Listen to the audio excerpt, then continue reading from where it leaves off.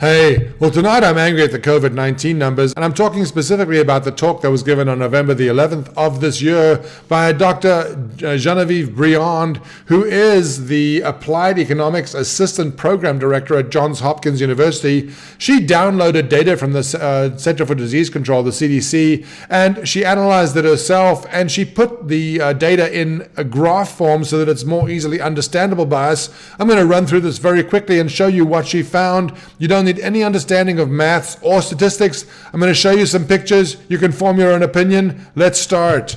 Okay, so this is total deaths by week from the period January 11th of 2014 through September the 26th of 2020. And the dark blue line above shows the total number of deaths per week. Keep in mind, this is showing that almost 50,000 people die every week in the US.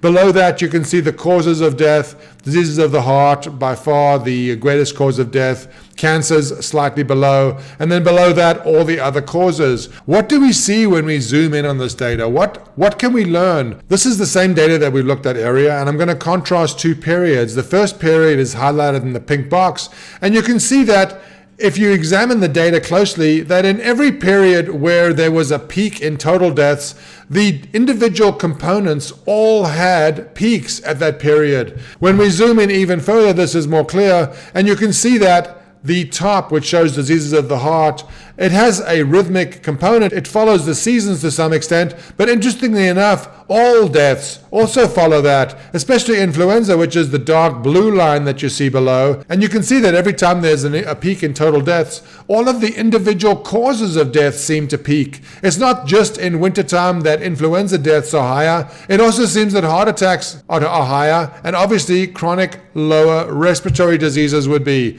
This is zoomed in even further, and you can see that during the peaks in total deaths, all of the subcomponents seem to also peak on a seasonal or rhythmic basis. It's not just that total deaths are going up from heart disease. Heart disease is up, influenza is up, Alzheimer's disease is up. All of these things seem to follow some kind of seasonal component. Is there anything that makes us doubt the data? Is there anything that makes us wonder if the information that we've been receiving is accurate? Well, this is a zoom of both periods, the period that we were comparing earlier and the period in 2020. And you can see the period we compared earlier, there is a spike in heart disease, there is a spike in chronic lower respiratory disease, and there's definitely a spike in influenza. These spikes do not appear in the data for 2020, and Dr. Genevieve Briand raised the point, where have all the heart attacks gone? Even influenza seems to be reduced. If we zoom in even closer, it becomes even more evident. This is the period we've been looking at, and you can see that unlike every other period where during the peak in total deaths, every individual subcomponent seemed to peak at the same time, in this case, it is not true. Everything seems to dramatically drop, even as total deaths go up, because they're claiming that all of these deaths are COVID-19 deaths. Well, this is an illuminating set of numbers. This shows you the week ending 4/11, 4/18, and 4/25 of this year, and you can see that the total decrease in heart diseases they claim was over 1,000, and for the next week, 700. In other words, they're claiming that for the week ending 4/18 of 2020, the total decrease in all these other causes, heart disease, cancer, chronic respiratory, all the way down to non-classified,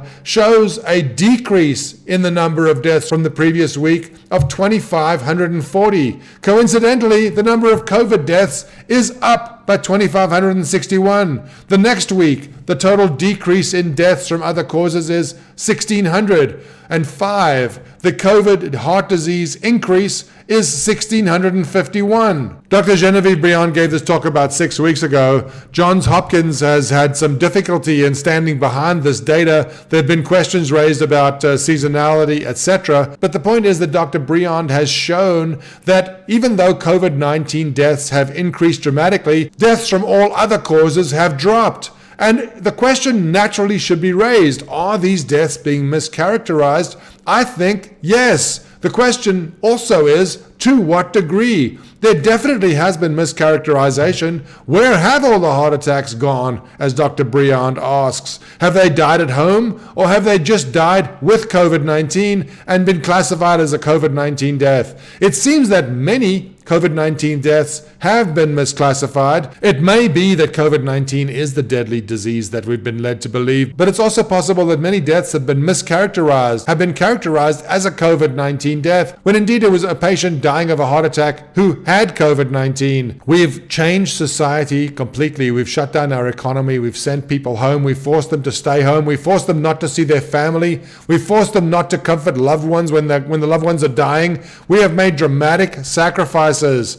We need to know what the numbers are. There needs to be a discussion as to what these numbers mean. Dr. Genevieve Briand has started the discussion. Unfortunately, not enough people are talking about it, and we're still trusting the official numbers. If COVID-19 deaths are resulting in a significant increase in excess deaths, i.e. the number of deaths that are greater than we would expect at this time of year, then perhaps there would be justification for these lockdowns and all the actions we've taken. But it seems like excess deaths is a number that, number one, is less than you would think, and number two, is a number that you cannot talk about. If you cannot talk about it, there's probably something there. Please, can we finally please wake up?